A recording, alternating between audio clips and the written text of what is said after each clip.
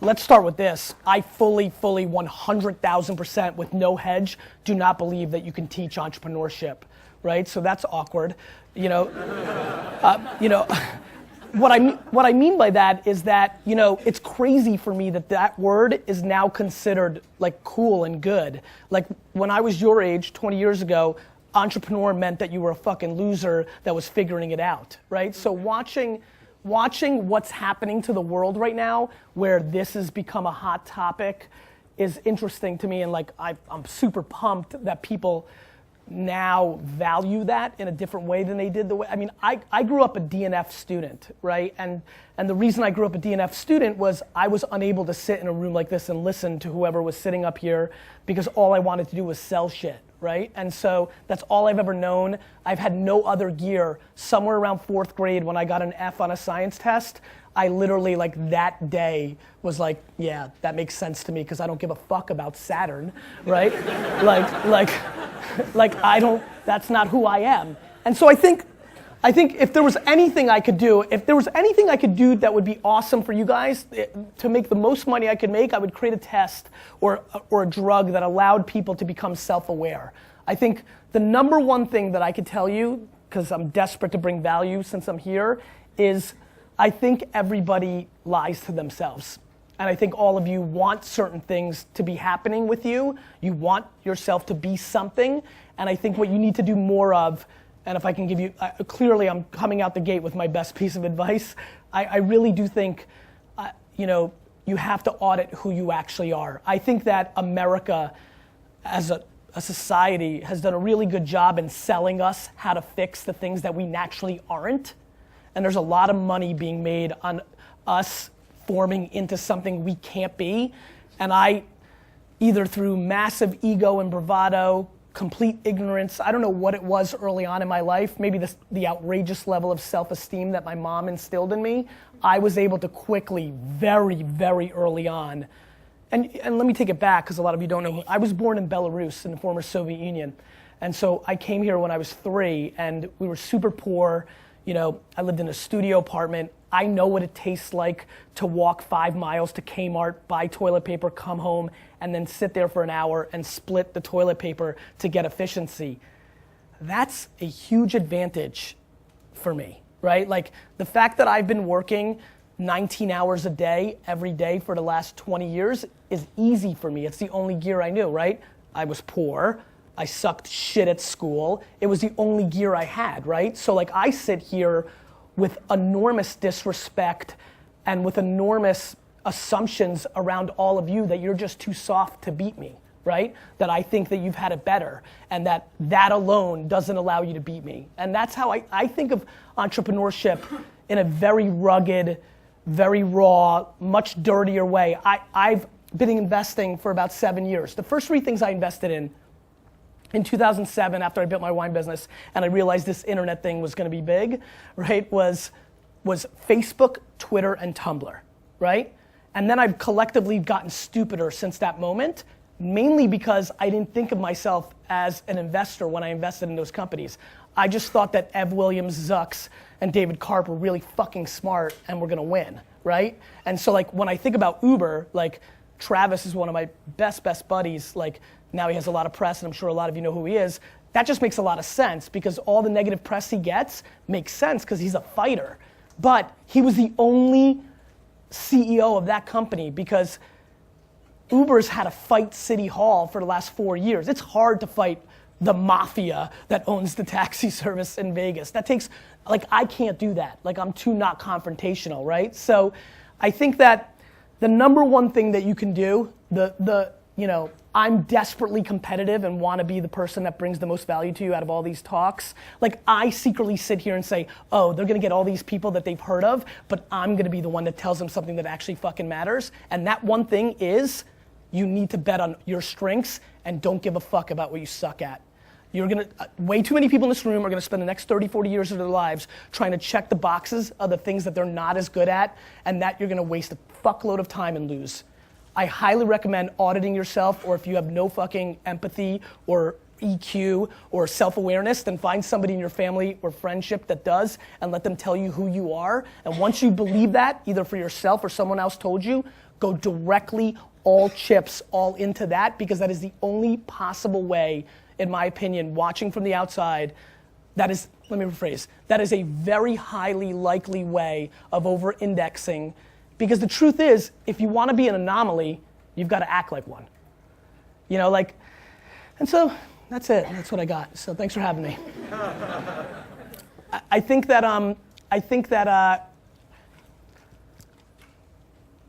it's been really interesting for me for the last 3 years to watch. So tech, when I was investing in it for me, and when I was growing my business in the 90s, and then when I really got into it in 04, 5, 6, 7, you know, people were in it because they were really good at it or really passionate. Right now, everybody thinks that if you're 22 and you have an idea, you're entitled to a startup, right? And so the thing that's been really fascinating for me to watch, the dichotomy of structure and understanding how to play the game versus entrepreneurship. So for example, again, being a dick about it, I know I'm sitting in a room full of number 2s, 3s, and 4s, right? There's so many people in this room that are like gonna be, could be dominant number 2, 3s, and 4s, and I'm pissed that the narrative now is that you need to be a number 1 and have your company, because a lot of people are gonna lose or leave money on the table because that's just the narrative, right? And so the difference for me between a 2, 3, and 4 and a 1 is having a stomach.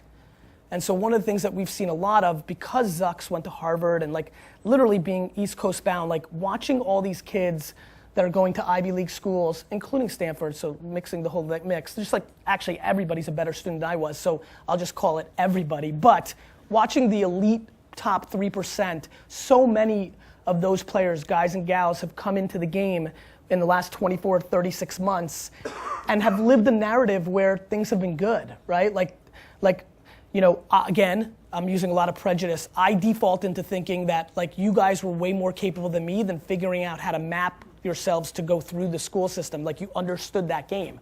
Like very honestly, like it's cool to be like, oh, fuck school and I sucked and then I was a great entrepreneur, but like it would have been cool to have figured it out. Like I would have been fine getting C's and B's, right? Like that would have been interesting. Then, you know, then I would have had a better life. Like college would have been more fun. I wouldn't have went to Mount Ida College where 7 of my 8 core friends fucking went to jail, right? So, you know, if you want to keep it real. But I just couldn't. And I think that that's what I'm seeing the reverse of right now, which is, on the flip side, being an entrepreneur and really running a successful company, here's the problem. There isn't just like one teacher who fucking decides and you figured out how to map him or the syllabus or whatever the fuck you guys do to figure out what you needed. The problem is when you have a startup or a business, you're playing to the market. And the market doesn't give a fuck who your parents were or how you rolled or what happened before. The market just cares about the market. And so I think that what's been really interesting for me to observe, and I would say is something for you guys to think about, is again, you're gonna wanna think in a certain way versus what may be the reality, or you might underestimate yourself, it just depends on your DNA.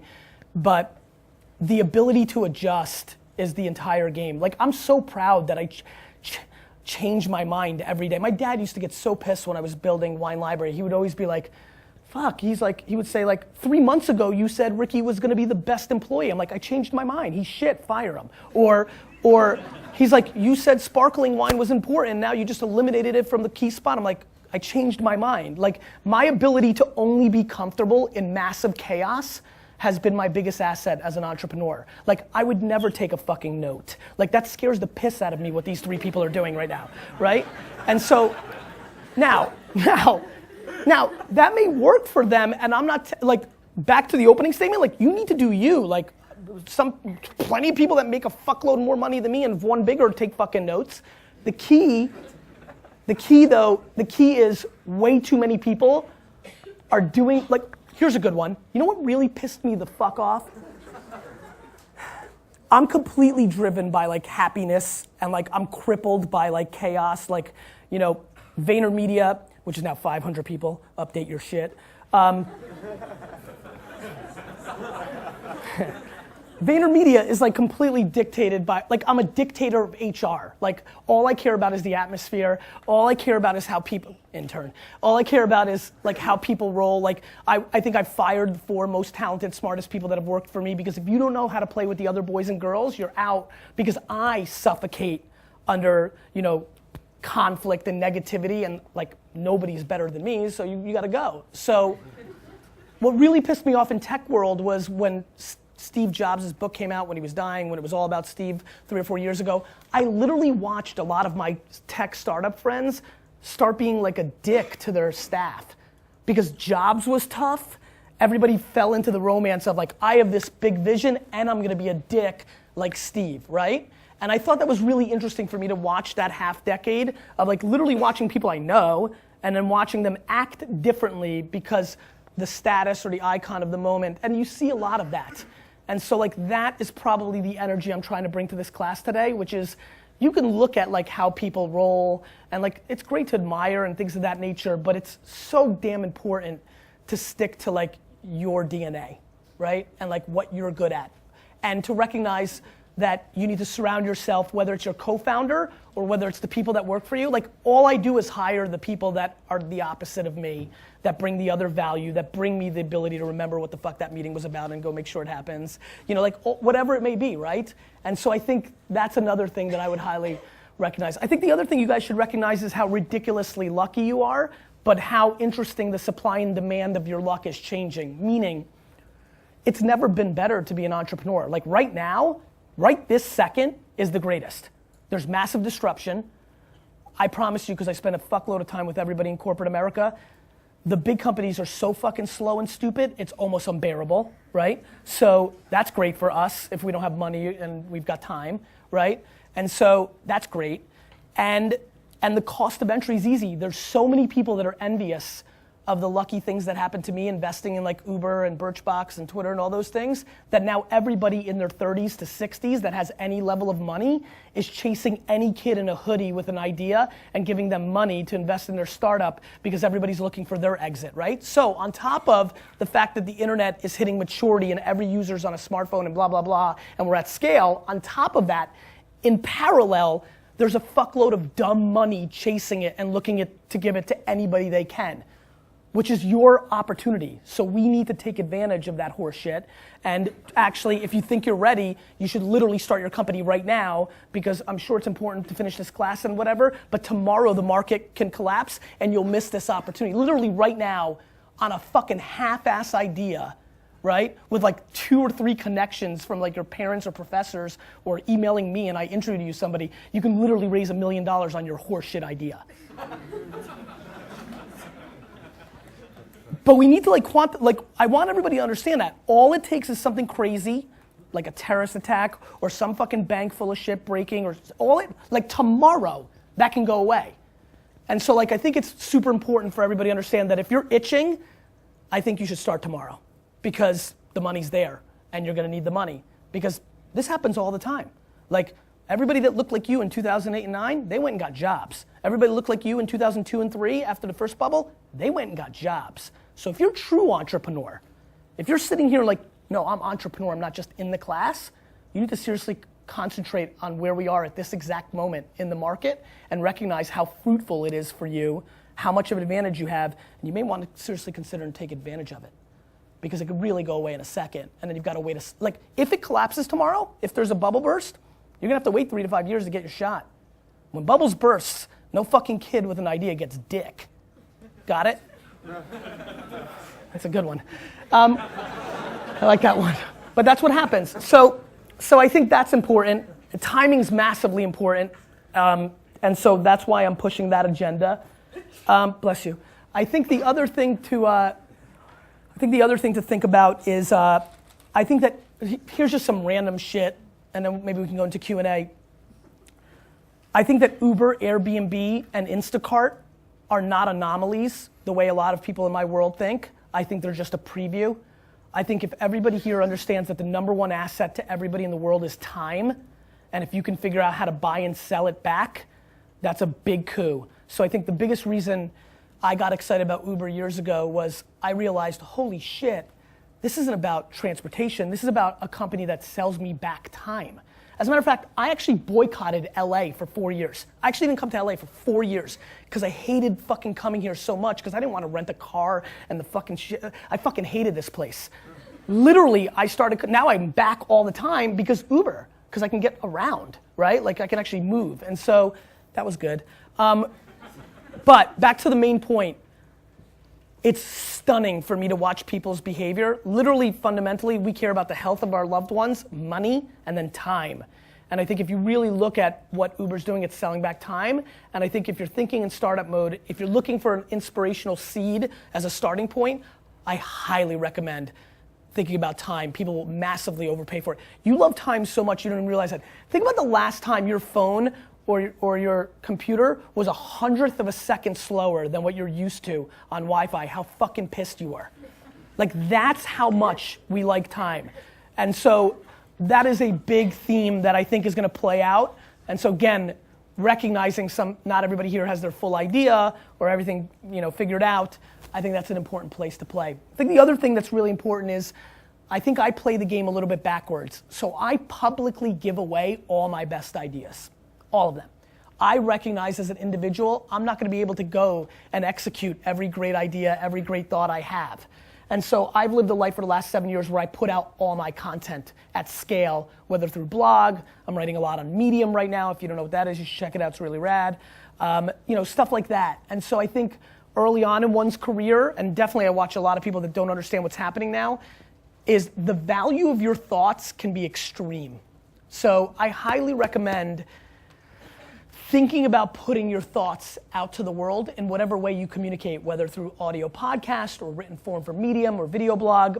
If you're thinking about entrepreneurship, if you're thinking about trends, if you're thinking about business, you're literally just 1 3-minute read on a Medium away from creating a huge gateway drug to a lot of opportunity if your thought is deemed as smart or forward thinking or different by another thought leader or somebody who's got an opportunity. And I'm surprised, I think this is very residual from the way it used to be in the world of patents and ideas. I love when, my assistant's got a great thing now in this.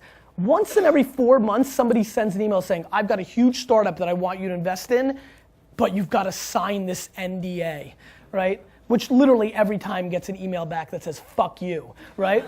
And the reason is, I'm a humongous believer that ideas are shit and that execution's the game, right? We've all got ideas. Everybody's got ideas. Do you know how many fucking ideas we all have here? We could probably sit here for the next 2 hours, draw them all out, record them, and predict the next 78 great startups over the next 9 years. And so I think the thing that is another theme in entrepreneurship is there is way too much fodder brought to the idea. Uber was Magic Cab 3 years earlier. Uber is not an idea. Uber existed. It's called Magic Cab. But the guys that executed it sucked. So they lost. So I think, if there's any level of romance left in this room about your idea, I'd like to suffocate it. Because I think the actual situation is what you actually do with it. And so that leads me to the last point. Maybe it's because I was born in a communist country, maybe it's because I came from zero, but I really think that people who think they're entrepreneurs that don't work 15 to 17 hours a day aren't. I really believe that. I'm sure that's short-sighted and one-dimensional, but I just believe it with my entire soul. Like, it blows me away of watching the startups I'm investing in where they're like leaving half-day Friday during the summer to go to the Hamptons to like hook up. Like, cool, I get it. And I wish I could do it, but I think that there's a pretty substantial soft mentality in the game right now, and what's deemed as hard work is probably not going to be deemed as hard work by your grandparents or great grandparents, and definitely the opportunity at hand when you're taking people's money. I mean, look, I think one thing that should be talked about as well is, I would say 80% of the kids that I'm giving money to between 22 and 25, as you can tell, I'm not traditional, and so we get nice relationships. I would say 80% of them tell me right to my face that they actually have no worry whatsoever to lose my money. That it's awesome, right? Like, I'm sure you're thinking it too. Like, cool, I'll raise $1 million, I'll learn a fuckload. If I lose, I'm still just 26. I got plenty of time. I'll take all that experience and I'll go apply it. Let me tell you one thing about that experience and applying it. One of the things that's very dangerous, if you think you're gonna be great, I highly recommend that you be very smart about how you go about this, because the thing that most people don't talk about is the fact that that checkbox in the loss column eliminates you from a lot of opportunity the next go around. And so a lot of people right now, they're taking money and just starting shit because it's easy, and who knows, and it's like fucking roll it, right? What's happening is when you lose, all the people that you're gonna look for money, bless you, all the people you're gonna look for money in the future, and the market, and your fucking Wikipedia that say you fucking lost, and all that shit, it's all there. And so I think there's a lack of thinking about legacy and long-term marathon thinking right now in a sprinter's mentality where there is a lot of access to capital and everything feels shiny. So I'd like to instill some level of giving a shit about 10 or 14 or 19 years out too. I'd like to do some Q&A if that's cool. Yeah, man. So what's your name? My name's Shane. Shane. Shay? Shane. Shane. Thanks for coming out. I like Shay better. Can we start our company tomorrow, or do we protect our legacy? That's a great question. So I think you can start so perfect, thanks. I am a contradiction, so fuck you, Shane. I think you do both, and this is what I mean, right? Like, there's a big difference between going to like 15 tech conferences, using all your leverage, getting to everybody that sat up here, saying you've got it, getting those checks, versus, you know, borrowing like 30 grand from a rich friend or your parents, or, you know, there's a way to do both, right? And so, I would do both. I mean, if you, look, let's play this game, and don't bullshit me, because I might call on you and then expose you. How many people here really, really think they've got their idea and they're ready to go? I really think you should leave, with all my fucking heart. Like, leave right the fuck, like walk out of this room and go do it, right? So, because I really believe that, like, tomorrow something bad can happen, and it's really good for you guys right now. Like, you could really get 200,000. Like, you know this, right? It's crazy, the default that we think of how easy it is to get money. You know how hard it was to get money in 1998 when I came out of the game? Like, you couldn't get 50 bucks from somebody, right? Like it's so fucking bonkers because Hollywood dictates thinking. Guys, Zuck's fucking movie fucked with people's heads, and you're taking advantage of that. So I think that what happens is, and listen, this is me being a historian, I wasn't in the game for Web 1.0 bubble. I was in New Jersey building a wine store during Web 1.0 bubble, so I wasn't in those little Cosmo.com, Pet.com game. I was being practical with my $15,000 a year in marketing and building my business. I mean, all those guys and gals did the same thing. They fucking went out, they had the moment that you have right now, they fucking were worth $1 trillion on paper because everything went IPO back then, right? And then like April happened and everybody lost everything and they were all working for like Fox and like fucking the New York Times and like Condé Nast the next fucking day. And so, one more time, who's got it? Who's got it right now? You need to really, really debate it. And like the only dynamic that I would even accept is like, you love your parents so much and they're still so fucking old school that it would hurt their feelings. But other than that, there's literally no other excuse. Questions? Yes? My name is June. Thank you so June? much for coming. Yes, June, like the month. Mm-hmm. So what did Zuck and all the other guys who came, like what did they do, right, that you knew they were the smart ones? Well, they were the winners. the things with Tumblr, Twitter, and Facebook, they had already won. Like, I love when people are like, he was such a forward thinker. I'm like, I'll take it, but fuck, they were already winning, right? Like, it was 2007. Like, Facebook was fucking huge, right? Like, Twitter, I just felt intuitive about Twitter, right? Like, coming from email marketing and like being a marketer and a salesman, I understood how building an audience, and then that audience, like email marketing was like you blasted people and they did shit, but like forwarding emails to your entire address book, that died by like 99, right? And so when Twitter came, thinking like I was gonna push something out and then people were like, oh, I'll pass that on. I was like, fuck, word of mouth, right? And like, so Twitter as a product spoke to me. It's why I've over-indexed on it. It's been my foundation. That was a little bit different. And then Ev, who I bet on more than Jack, it was more Ev. And my whole theory on that was, well, he built Blogger and sold it to Google. Like, he's already won once, right? And that was kind of a nice thing. It's fun to bet on somebody who's been able to see it through. Tumblr was interesting. So I'm a straight creeper, right? Like, so on the way here today at JFK, I literally like got to my gate, looked around, found like 4 13-year-old girls, literally sat behind them and watched everything they did, right? So by the way, real quick, if you ever hear that I go to jail, just know it was market research. And I did that today. And what did I watch? I watched them spend 99% of their time on Instagram, Yik Yak, and Snapchat, right?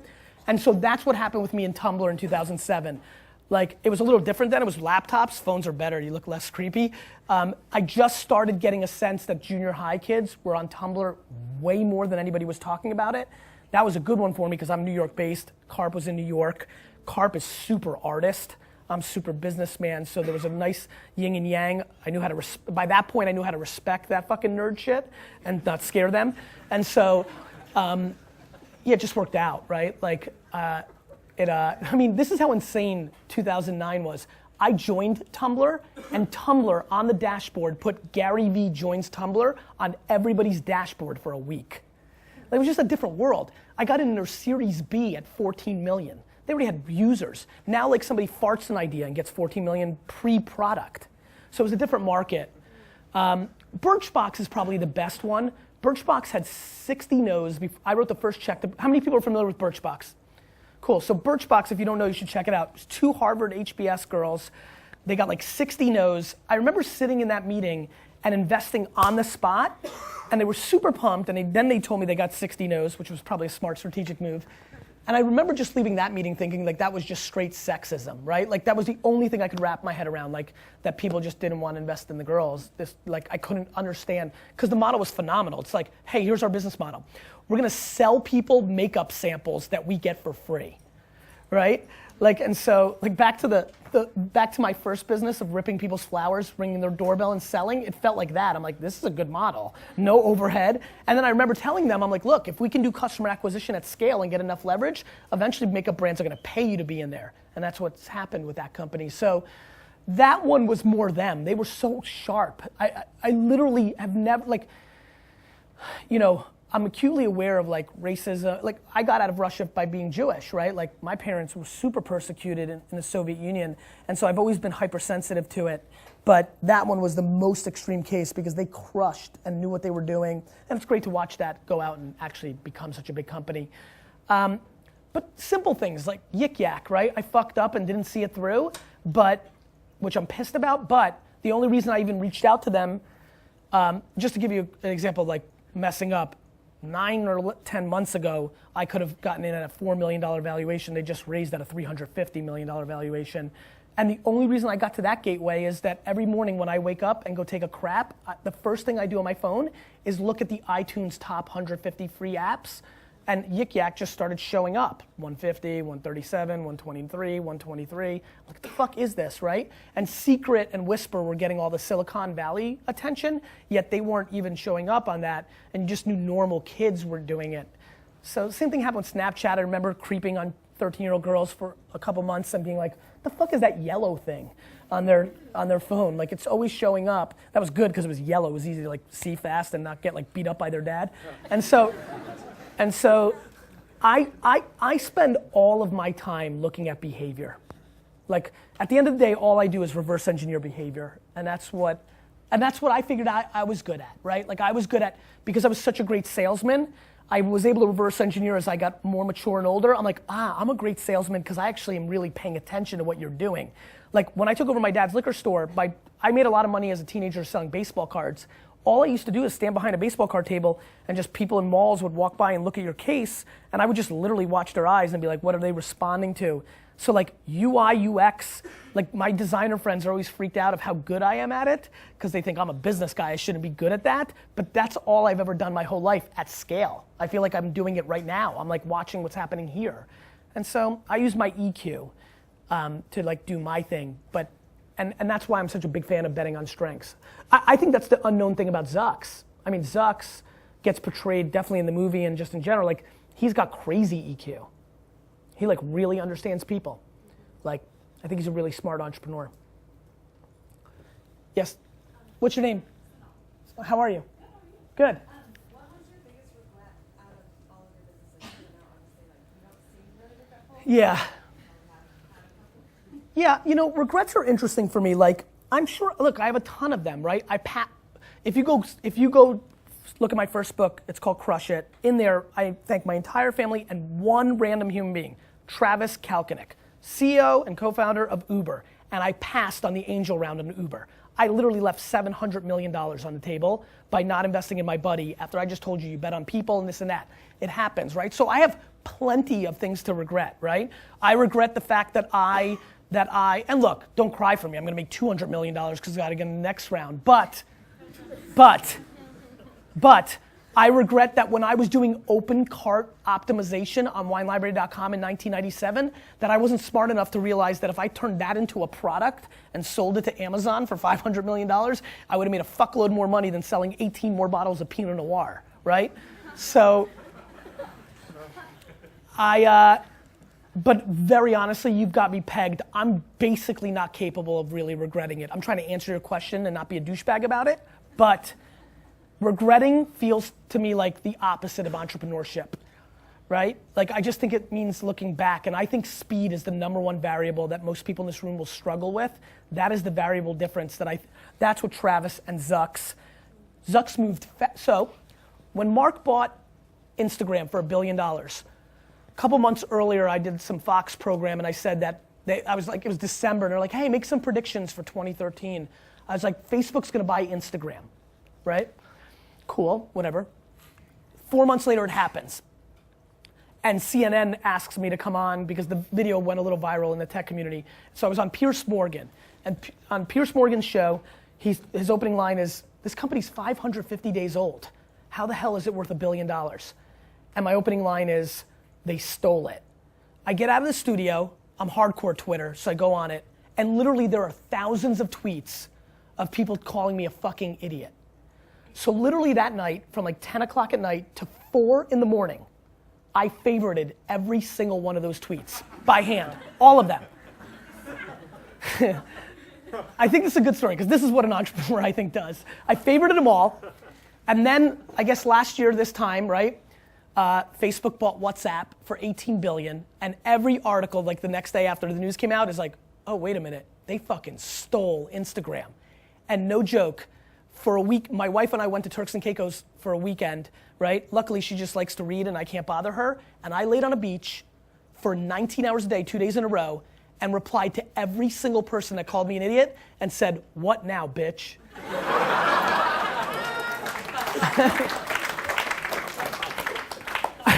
I really think I just wanted to get that in and humble brag, but I don't remember why I said that. Oh, why I said it. So Zucks offered $3 billion for Snapchat. And a lot of people didn't, like that seemed insane. But like, I don't think anybody thinks that's insane anymore, right? And so what he's really smart is he understands the gateway drug is important to him because the 15-year-old girl right now in America is not going to be a Facebook user. And so he needs to keep having the next one, right? And luckily he's got the right one right now with Instagram, but every day that Snapchat becomes the next one, he needs to figure that out. But I think he sees it. And so like, it takes that vision. Travis knew that he had to move to every market faster than Lyft, right? And so he just kept raising money if he could, and that was the right execution. So I think speed is something that people really need to wrap their head around. Yeah, man. My name's Alex. Alex, what's up, man? What do you think about Snapchat's new Discover feature? I think every platform is going to be a media company. And so I think it makes a ton of sense. I think everybody in this room is going to watch like a feature film that's going to be Facebook only. I think there'll be a #1 hit sitcom on Snapchat only. All that matters is the attention graph, right? Where the fuck are our eyes and ears? Where are they, right? And I can tell you right now, if I want to sell to a 16-year-old girl in America, I want to be in Snapchat, right? So I thought it was a huge coup for the media companies that were launch partners because some of them I think we'd all agree are like stodgy and not great and for them this was a little bit of good value. I think it was a really smart move by Snapchat because I really live in this world. A lot of the big advertisers look at them as too young. You only have 13-year-olds. So this kind of like grew them up. I think Emily White is a really interesting executive for a lot of people in this room. I think she's super inspirational, boys and girls in this room. Like Emily White, if you don't know her, Google, Facebook, Instagram, and now the COO of Snapchat. I think she's a beast. And I think it was a really smart play because it instantly made them more mature, right? Like, I've been fucking yelling about Snapchat for like 2 years. Finally, when that happened, I got like 9,000 emails from like old fucking white dudes saying, oh. I was like, yeah, dick. You know, like, oh. You know, like hundreds of millions of people's attention fucking matters. Like, do I have to, what pisses me off where you're seeing I'm getting a little pissed is Facebook just went through this. It's not like we're going, like the first time makes sense, right? Like it never happened before, but like Facebook was only college kids. Now it's your fucking grandmother. Like that's what happens. And so like that will continue, like the fastest growth on Instagram right now is 40 to 50-year-old women. The fastest growing sector of people taking selfies, fastest growing, so it's a smaller base, but it's still volume. Fastest growth of selfies taken on Instagram are 40 to 45-year-old women. Like straight up fucking cougar selfies. Right? Like, and like watch, and again, back to like watching, I'm watching people like have conversations real quick off that reaction, and people are like, yeah, my fucking mom, like people know, you know, like people know what's going on, right? Like your mom's on Instagram now, 24 months ago, she didn't know what it was. That's just what it is.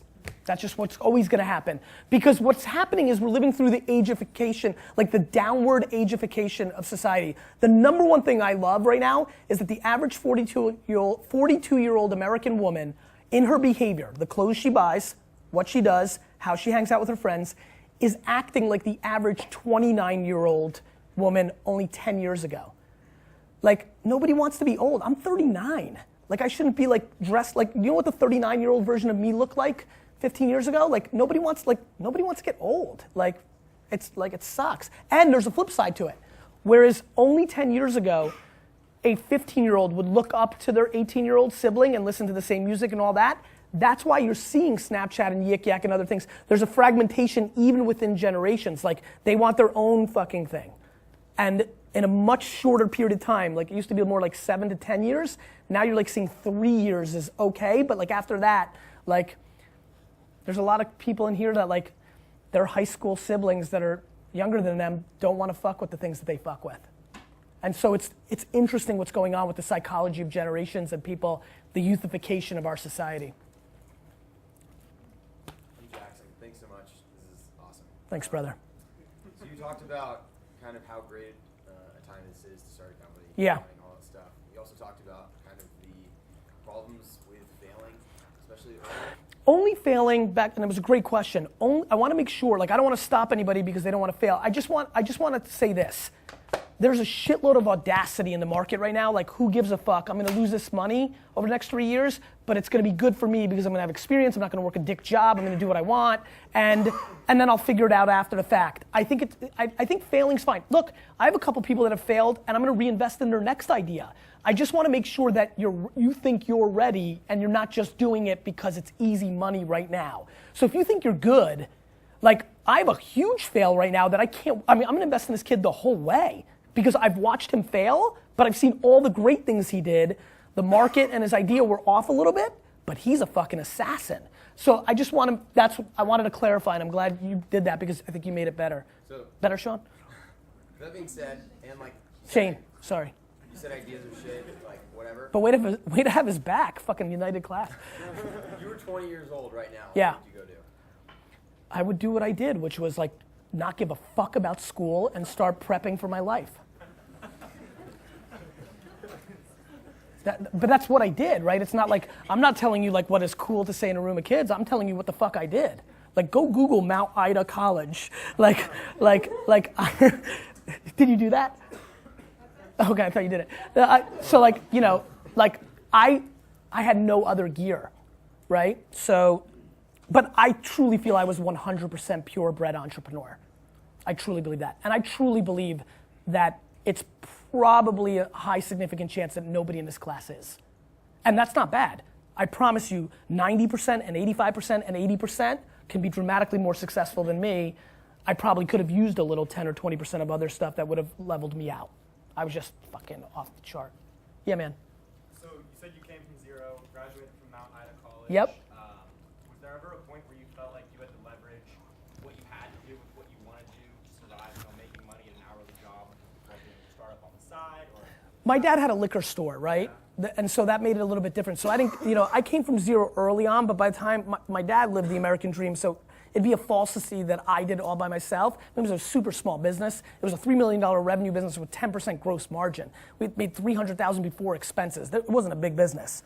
But I knew at 14 that I was way better than my dad, right? And I was pumped because I was so thankful for what my dad did, because like we came here and had nothing and then we had something, right? So I had this incredible family pride to come in and pay him back, right? And to walk into a family business that's doing 3 million and in 24 months be doing 12 million, and like I had to buy my own car, like at a garage sale, by the way, and then my brother, who's 11 years younger than me, got a Lexus. Like, I'm a little bitter, but like I'm super proud of that part. So I'm not sure, like I have a little bit of a different, like everybody, we all have our different, look, I used to be super disrespectful to rich kids, but now that they're all my friends, I now realize like, fuck, they got it shitty too, right? Like I have a bunch of friends who are like fucking really struggling to try to navigate like that they didn't start on 3rd and a half base and are trying to do it their way. And so like, everybody's got their shit, right? But what I can tell you, when I think about entrepreneurship, I couldn't breathe. Like I couldn't breathe. All I could ever do was think about what I was gonna sell and what I was like, there was no, I mean, like I struggled to even give a fuck about girls, like in my late teenage years and in early 20s, and like that's just natural to like give a fuck, right? And I struggled to like get there because like I actually did better with girls than I deserved to, because I literally reverse engineered them, because if they would realize that I'd literally rather go to the mall and go to the dollar store and buy something for $1 and go to a flea market on Saturday and sell it for $3 than like hang out with them. So they liked me more because they were like, what the fuck, right? Like it actually gave me a good preview to a solid thesis later on, but it was like, that's how raw it was. And so that's what I look for. A lot of the people that I'm excited about, there's a startup that I'm investing in called Lawn Starter. It's literally a SaaS play for fucking landscapers, right? But like I invested in a second because I'm like, oh, this fucker's like me, right? Like there was just nothing else. It was all blow pops in junior high. It was all like fucking whatever, right? Like whatever. Yeah, man. Seriously? Fuck. Okay. I'll come back. What's your name, man? Johnny. So as an investor, Yeah. what exactly do you look for? Who the kid comes up to you, shows you their shit, what catches your eye? I probably invest 80% of the time if I'm investing, I fully am bought into the jockey and I believe enough in their horse, right? Like you can show me a hustler that like me and he's like, I'm gonna fucking sell pillows that fucking go in the, like I'm gonna fuck you, right? Like no matter how much I love you, right? But I'm oftentimes very romanced by the idea, but don't believe the kids can execute it. And so it's a mix, but here's my strategy. If I think you've got the chops, I may still write a small check just to get into your ecosystem, double check you, and try to make sure I get on the 2nd, 3rd, and 4th once you mature out and maybe actually have a good idea. So a lot of times, so that's why I bet on jockeys, because I want to catch them on the next thing, on the next thing, on the next thing. And you know, when somebody writes you that first check, you know, look, some people aren't gonna stay loyal, something could happen, but like, I win that game. I have good stickiness by like being a good dude and by like betting on someone. And so that's a little bit of my strategy for me. 6:51. Cool. Guys, thanks so much for having me. Oh, well, I'm leaving. You got to head out. I know you got. Yeah, I know you got the rest of the class. No, Oh. but we're not done with you either. This is, I mean, have we ever squeezed 45 minutes of stuff you can use for the rest of your life? This has been remarkable, really remarkable. Now, this guy talks a lot of places. You've seen him online. You've seen his What are you talking about? None of these fuckers even knew who I was. They got to read their email. But because it's been a while, we've been wanting to get him here for a couple of years, and one of our common friends sort of made the connection to happen. So we don't know when he's going to come back, but I saw everyone writing. I know what you picked up, so let's give him a little bit of something to think about. 5 years from now, and maybe 5 minutes from now, what are you not going to forget about this talk that Gary can take with him? You guys ready? Oh, this is cool. I like this. Bet on your strengths and forget about what you suck at. Go all in on your strengths. Don't give a fuck about your weaknesses. Oh my God. Understand the gateway drug. Time, execution, and behavior. Ideas are shit, execution is the game. Ability to adjust. Go. Speak up. If you want to be an anomaly, you have to act like it. Value of thoughts are extreme. Speed is key. You need to do you. If you're itching, start tomorrow. You gotta be hungry. Audit yourself. Up top. Audit who you are. Reverse engineer women. Keep going. I like that Johnny Damon type character in the left corner. Who's over on the other side? Go. Bet on the jockey, not the horse. Go. Ability to adjust. Cougars take selfies. Last one, right there. People with massive, they pay 4 times. One more. Anyone else? Here you go. Bet on your strengths. Don't give a fuck about your weaknesses. Nice guys get dick. Wow. True. When you take things out of context, it's like, thanks guys. Thank you. Thanks.